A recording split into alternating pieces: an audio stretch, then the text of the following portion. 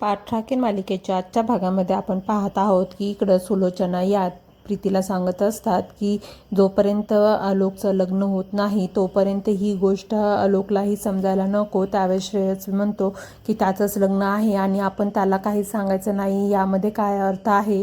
त्यावेळेस इकडं सुदर्शनही म्हणतात की हो वहिनी, तुम्हाला पूर्ण हक्क आहे की तुमच्या मुलाबद्दल योग्य तो निर्णय घ्यायचा, पण तुम्ही त्यालाच सांगत नाही आहेत की त्याचं लग्न आहे, हे कितपत योग्य आहे। तेव्हा इकडं सुलोचना म्हणतात की सुलोचना, सूर्यवंशी यांनी सांगितलेला शब्द हा शब्दच असतो आणि प्रत्येकाने लक्षात ठेवा ही गोष्ट।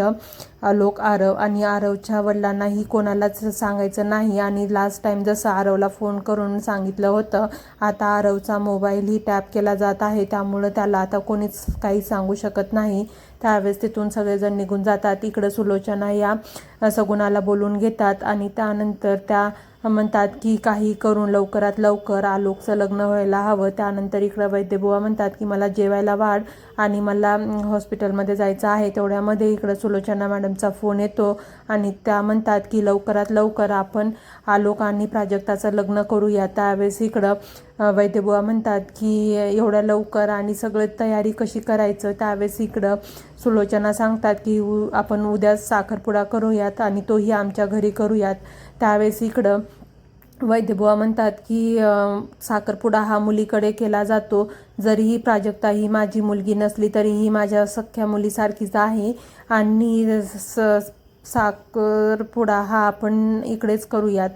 त्यावेळेस इकडं सुलोचना म्हणतात की तुम्हाला त्याची अडचण होणार नाही ना। त्यावेळेस वैद्यबुवा म्हणतात की आमचं घर छोटं आहे पण तुम्हाला इथे सर्व सुविधा मिळतील आणि मला वाटत आहे की तुम्ही माझी एवढी एक अट मान्य करावी आणि आपण साखरपुडा हा इथे आमच्याच घरी करूयात।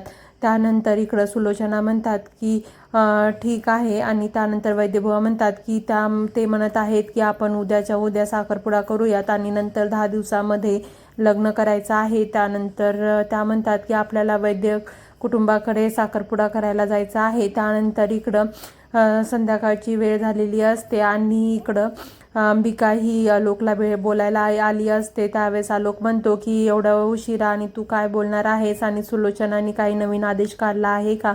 त्यावेळेस इकडं अंबिका म्हणते की नाही, मी सहजच तुला बोलायला आली आहे आणि तू मला असं रागू नको, मी माझ्या।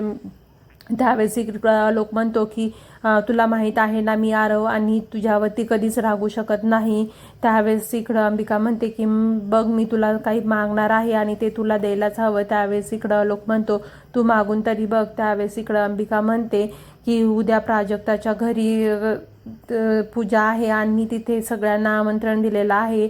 त्यावेळेस इकडं लोक म्हणतो की हो, मी माझ्या गोळ्या व्यवस्थित घेतो आणि त्याचा अलारामही सेट करतो आणि तू माझी काळजी करू नको। त्यानंतर इकडं सगळेजण उद्या साखरपुडा आहे त्याची तयारी करत असतात। त्यावेळेस इकडं डीजेचाही व्यवस्था केलेली असते। त्यावेळेस कौस्तुभला प्राजक्ता म्हणते की आलोकला डीजे हा अजिबात आवडत नाही आणि जास्त आवाजही त्यांना चालत नाही। त्यावेळेस भाग्यश्री म्हणते की कोणाला आवडत नाही। त्यावेळेस ती म्हणते की आलोक सूर्यवंशी सरांना।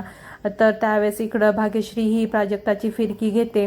त्यानंतर इकडं अंबिका ही आलोकला म्हणते की त्यामध्ये तूही सहभागी व्हावं असं मला वाटत आहे। त्यावेळेस आलोक म्हणतो की तिथे जाऊन मी काय करणार आहे आणि त्यावेळेस अंबिका म्हणते की तिथली लोक हे खूप छान आहेत आणि तुला माहीत आहे का की त्यांचं घर हे एका गुंडानं पळून घेतलं होतं, पण आता त्यांना त्यांचं घर परत मिळालेलं आहे, त्यामुळे त्यांनी घरामध्ये छोटीशी पूजा ठेवली आहे। त्यावेळेस इकडं आलोकला हे ते सर्व आठवतं आणि त्यानंतर इकडं अंबिका म्हणते की तिथली लोक हे खूप छान आहेत आणि वैद्यबुवा तर हे खूप दिवसापासून फ्रीमध्ये सेवा देत आहे। त्यावेळेस आलोक म्हणतो की हे तर खूप चांगलं आहे आणि मला तिथे यायला काहीच हरकत नाही आणि तसंही मी आरवला शब्द दिलेला आहे की मी आता कोणावरतीही रागवणार नाही आहे। त्यानंतर तिथं प्राजक्ताही असेल ना असं आलोक अंबिकाला विचारतो। त्यावेळेस इकडं अंबिका म्हणते की हो, तिथं प्राजक्ताही राहणार आहे आणि प्राजक्ताच्या घरचे हे खूप चांगले आणि मनमिळावू आहेत आणि तू तिथं असणं महत्त्वाचं आहे। त्यावेळेस इकडं आलोक म्हणतो की माझा काय बघण्याचा कार्यक्रम आहे का। त्यावेळेस अंबिका म्हणते की तसं काही नाही आहे, पण तिथं मैत्री जोडायला काय हरकत आहे आणि ती लोक खूप छान आहेत असं म्हणल्यानंतर आलोकला आरवचे शब्द आठवतात आणि तो म्हणलेला असतो की जेव्हा नवीन माणसं भेटतात तेव्हा नवीन मार्गही सापडतो आणि नवीन उद्देशही मिळतं, त्यामुळं आपण नवीन नाती जोडायला हवी. त्यानंतर इकडं प्राजक्ताची फिरकी घेतली जाते आणि इकडं नातेवाईकांची लिस्ट बनवत असताना प्राजक्ता म्हणते की मला वाटत आहे की एवढ्या लवकर आपण कुंकाचा कार्यक्रम करणार आहोत, तर त्यामध्ये घरच्या घरी झालं तरी बस झालं आणि माझ्यासाठी तुम्ही सगळेच महत्त्वाचे आहात आणि एवढ्यामध्येच आपण साखरपुडा करूयात.